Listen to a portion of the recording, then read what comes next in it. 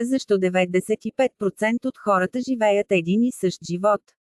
Живот в продължение на години. Същите проблеми. Отношения, същите числа на банкова сметка. Година след година, като ден. Мармот. Опитвали ли сте позитивно мислене? Повтарящи се утвърждения пред огледалото. Визуализиран успех, четете книги за саморазвитие, гледано мотивационно, видео и че нищо не се е променило. Знаеш, защо? Защото съзнанието ти е не просто мозък в череп. То се простира далеч отвъд тялото, в невидимо поле, което свързва всички. Атом на Вселената. Това квантово. Физиците го наричат обединено поле. В това, древните мистици са го наричали акаша. Това не е метафора, това не е философия, това е физика. И днес ще получите точни инструкции. Как да се свържат с това поле, как започнете да програмирате реалността на квантово ниво, как да спрем да бъдем. Станете жертва на обстоятелствата и станете създателят на твоя живот. Древна мъдрост, потвърдено от съвременната наука. Повечето хора живеят по законите. Нютонова физика. Причина за ефекта. Материята контролира материята. За да промениш живота си, трябва да направиш нещо. Физически свят работи повече. Опитайте се да бутнете камък нагоре по хълма. Това, моделът е остарял от 100 години. Квантов. Физиката е доказала, че наблюдателят влияе. Наблюдаем. Съзнанието променя материята, мисълта предхожда формата. Но има един проблем. Ти живееш като жертва на обстоятелствата. Ти реагирайте на света около вас. Шеф, бях груб, ядосваш се. Сметката пристигна, ти притесняваш се. Някой каза нещо неприятно, обиден, а ти раздаде власт над живота си външно условия. И най-лошото е, че го правиш.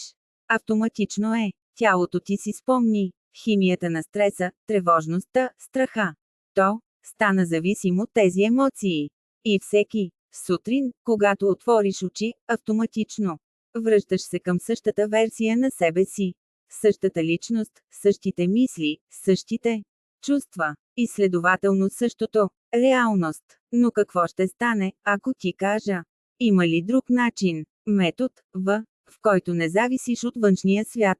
Начинът, по който създавате събития. Живота си отвътре. В това видео ние не.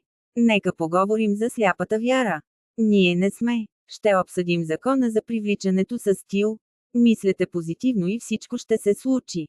Това не е. Работи и ти го знаеш. Ще го разберем. 3 неща – биология, неврофизиология и квантова физика. Ще ти обясня, че се случва в мозъка ви, когато вие помислете какво се случва в тялото ви, когато чувстваш и най-важното, че се случва в квантовото поле, когато вие свързват мисли и чувства по определен начин. Ще разберете защо техниките за манифестация не работят. Утвържденията пред огледалото са празни. Загуба на време, а и това, което наистина е необходимо. Да се създаде квантовото поле. Отговори на вашето запитване. Ще ти дам стъпка по стъпка алгоритъм. 4 специфични стъпки, които можете да приложите. Днес, не след месец, не след година. Днес е първата стъпка. Как да прекъснете връзката от триизмерната реалност и да влезем в квантово поле. Как да станеш никой и нищо, за да може полето да те чуе. Втората стъпка е как да изберете конкретна опция от безкраен океан от потенциали. Как насочите фокуса на съзнанието си към желано бъдеще. Третата стъпка е най-важно. Как да генерираме емоция от събитие, преди да се случи във физическия свят. Реалност. Това е тайната, която ни отличава. Тези, които се проявяват успешно, от тези, който се опитва с години и не успява. Резултат. И четвъртата стъпка. Как освободете контрола и оставете пол. Върши си работата. Това не е теория, това е не философия. Това е работният протокол, което промени живота на хиляди хора. И днес ще стане твое. Приготви се, защото след това видео ще бъдеш няма да можеш да живееш както преди.